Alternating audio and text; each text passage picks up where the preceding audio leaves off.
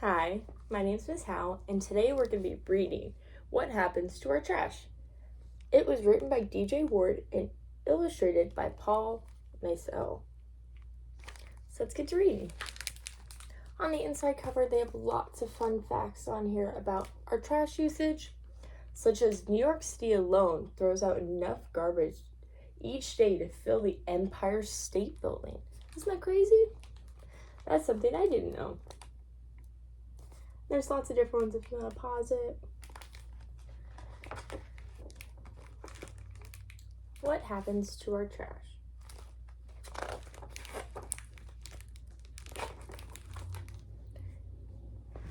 Let me get a little closer for you guys. Okay. Have you ever looked inside a garbage can? Hold your nose. It might be stinky. There will be all kinds of things in there. It's all stuff people have thrown away. It's trash.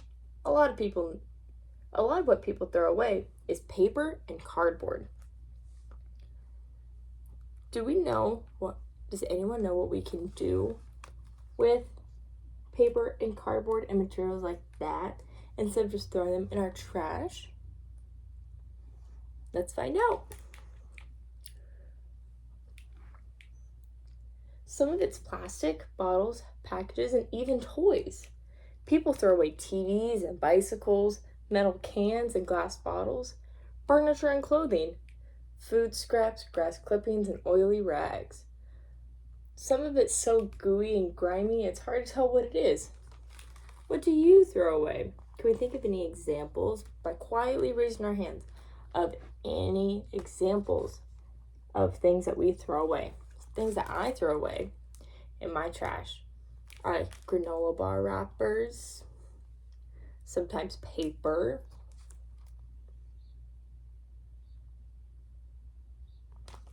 let's keep going. In the United States, we make a lot of trash. We make more than any other country. We make almost 5 pounds per person every day. That's a lot of trash. Most of our trash goes to a landfill. Landfills are areas set aside for storing trash. Big cities usually have at least one. The amount of trash produced in America annually can fill up enough garbage trucks lined up end to end to reach the moon. That is tall. So when someone says annually, it means like per year. So every year in the US, we do that. Does anyone know where the closest landfill to us is? We'll look more into this once we're done reading, but just want to get us thinking about where is our closest landfill? Because sometimes we don't see it necessarily. Okay. Putting waste into a landfill is different than just placing it in piles and leaving it. That would smell bad and be unsafe. It would attract animals and flies. It could make people sick. Landfills are made to keep people safe from the trash. Landfills have clay and plastic layers. This helps keep harmful liquids from leaking away. The trash gets covered with dirt each day. So here's a little picture that we can see, which has how a landfill, it's constructed. So we have the dirt underneath it, and then they put a plastic layer underneath it all, a layer of clay, all the garbage together, another layer of clay, and then they're going to put dirt on top of it. So it's a very long process. Can we, in our heads, think of any animals that would be attracted to smell the trash, and then raise your hand when you have an answer? I think raccoons or something. I know they've gotten into my trash can here at home. Or like mice, different things like that. This one has a lot of vocab words that we're going to talk about, but just a little warning in advance. When trash sits in a landfill, it makes gases. Pipes at the landfill capture the gases, keeping them from polluting the air. One kind of gas the pipes capture is called methane. People burn methane to make electricity for their houses, schools, and office buildings. So methane gas is a lot of what we use to produce energy for our towns and cities. And our friend Tom here wrote a project about it. My project shows how methane from landfills is turned into electricity. So methane gas. We can see like our landfill down here.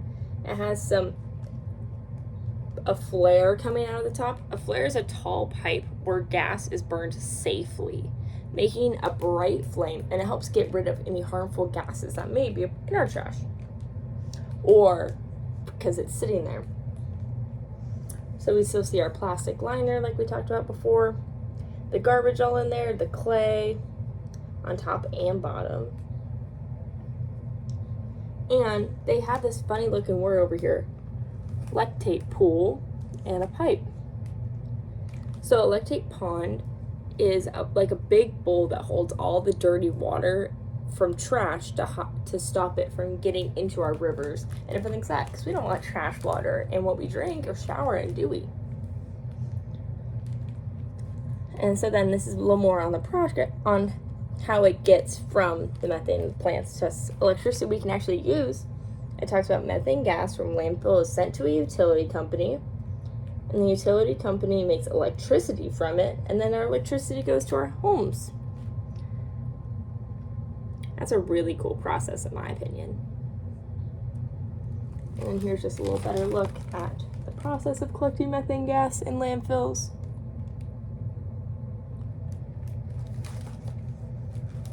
Let's keep going.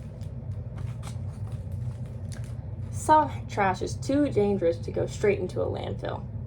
Batteries, some cleaners, and compact fluorescent light bulbs contain chemicals that could hurt people. They're called household hazardous waste. You can see up here, see up here where we have they have different centers, so it's not just sent straight into our landfills. So they collect things like batteries and paint. You should not put this kind of trash into your garbage can at home. Many cities have drop-off sites for household hazardous waste. This is where workers place the waste into containers that get sealed tight. See how they have lids on them and they have lots of latches on there? Now the household hazardous waste can go safely into landfills. Then they'll take these barrels and put them in the landfills. One day, the landfill will run out of space for more trash. When a landfill becomes full, workers carefully cover it. They plant grass on it. The landfill becomes a park. It might even become a golf course. The trash is still below. It takes some kinds of trash a long, long time to break down.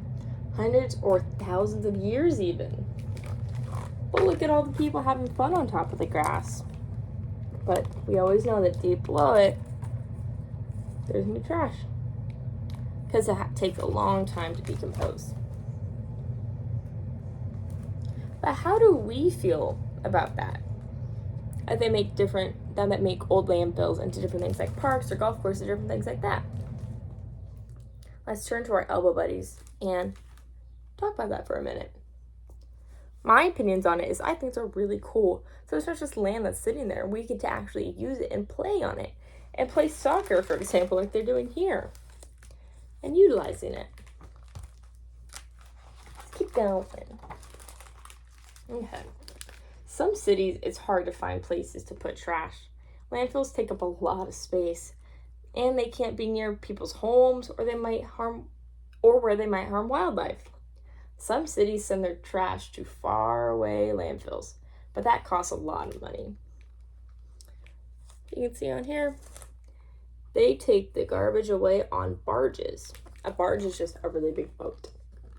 And see, it's hauling all the trash away. That's a lot of garbage. Yeah, it is. To save space in landfills, some cities burn their trash. Heat energy from the fire can be used to turn turbines. As the turbines turn, they make electricity. Turbines are these right here. They're the giant windmills. They put the trash to good use, but burning trash causes problems too. It can pollute the air, and it's expensive, as we can imagine. And then down here, it's a bunch of kids talking about their different science projects, and this kid's talking about how some cars are powered only by electricity.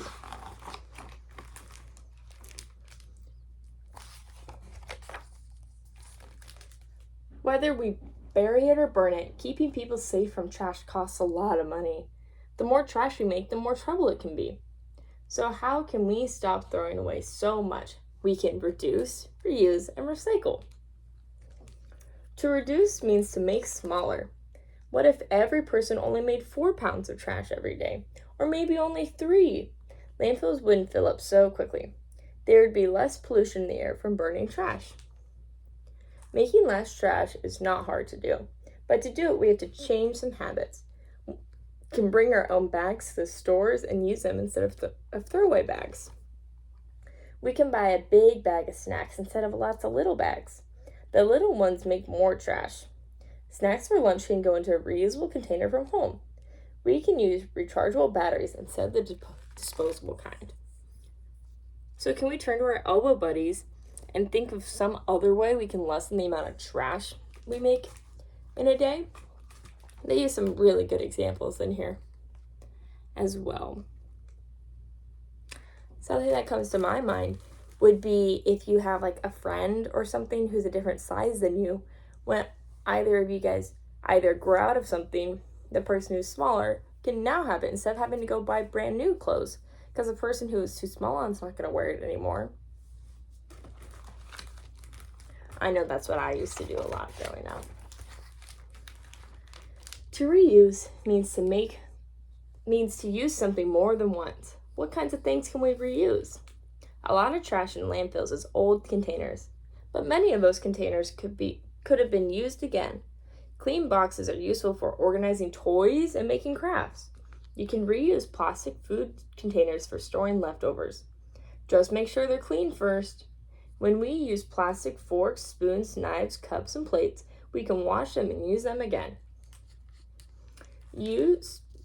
Office paper often has printing only on one side. We can print on it again or draw on the blank side. Some things we throw away might be useful to somebody else. We can take toys and clothes we don't use anymore to the thrift store. That's always a good place to start off. Either donating or even just going and looking to see if there's anything that you would like that someone didn't need anymore. Some kinds of trash can be turned into something else that's useful. Yard waste and food waste are like that. Yard waste is from plants. Grass clipping, branches, and leaves are examples of yard waste. Food waste is from meals. When you make a meal, some parts of the food don't get used. Things like eggshells, melon rinds, apple cores, all go into the trash. After the meal, food is sometimes left on people's plates. That's all trash. When yard waste and food waste decay, they make plant food. That's called fertilizer. Making fertilizer from yard and food waste is called composting. Some cities collect yard and food waste for composting. Does your town have compost piles? You can ask your parents or teachers or check online to find out. Even if your town does not have compost piles, your yard and food waste doesn't have to go to the landfill. You can set up a compost pile at home. And then they have a little picture right here which says, using compost on your plants and lawn can help reduce the need for chemical fertilizers and decrease pests and disease. So I know the town that I'm from, we have a compost pile. And so we put all our leaves and pine cones and different things like that into there.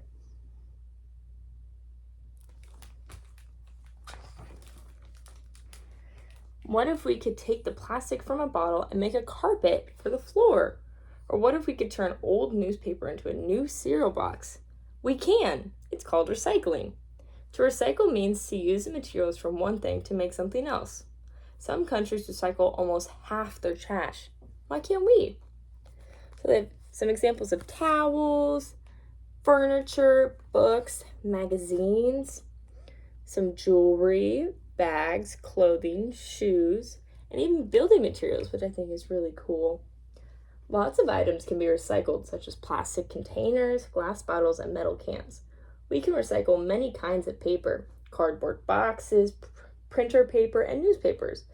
magazines and catalogs, and phone books, even ads that come in the mail. At the recycling plant, all the stuff for recycling gets sorted. Machines squash it into big bales. The bales are so big that forklifts have to move them around. This is a forklift for anyone who doesn't know.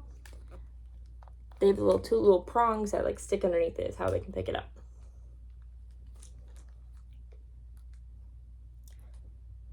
Some bales are made of newspaper, some are cardboard. There are bales of soda pop and cans. Others are made of squashed plastic bottles. Workers at the recycling plant sell the bales to companies.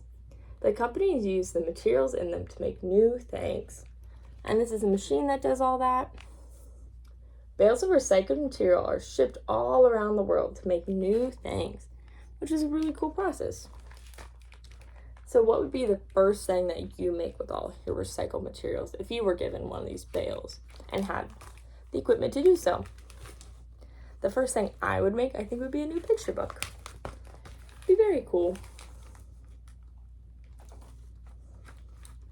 Items such as old computers, TVs, cell phones, and printers are called e-waste. We shouldn't put e-waste in the trash. Should you recycle your e-waste depends upon where you live. When you're ready to throw away a computer, call the company that made it. Many computer companies will take them back for recycling. Workers at recycling plant can pull out parts that can be reused. Those parts can be put into new electronic devices. But not all of the parts can be used again. Some have harmful chemicals in them. The workers know how to remove the chemicals. Just like household hazardous waste, like fluorescent light bulbs and batteries, chemicals from e-waste go into containers that keep people safe from them. That's a lot of batteries and old cell phones. So where will your trash go? Will it go to the recycling plant? Will it go to a compost pile? Will it get buried underground? It's almost impossible to make no trash at all. But if we reduce, reuse, and recycle, we will make a lot less than we do now. Look how pretty the town is. A lot less trash will go to the landfill. That's one great way to help make where we live a cleaner, greener place. They have a pretty rainbow, beautiful sunset. And they have some more facts at the back about things such as making your own compost pile and different websites which have more facts on them, as well as more facts right at the end. Such as an estimated 80 million Hershey Kisses are wrapped every day, using enough aluminum foil to cover over 50 acres. That's almost 40 football fields. All that foil is recyclable, but not many people realize it. The end.